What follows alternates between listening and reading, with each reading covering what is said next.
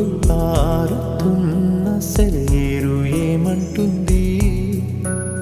తుళ్ళి తుళ్ళి ఆడుకుంటూ ఏ చోటాగనుంది?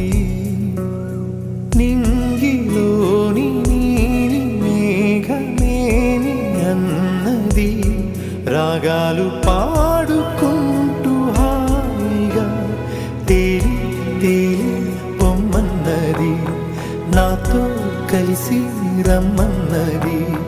గాలిలో నా గువ్వలాగా నీ ఆడుకోమన్నది.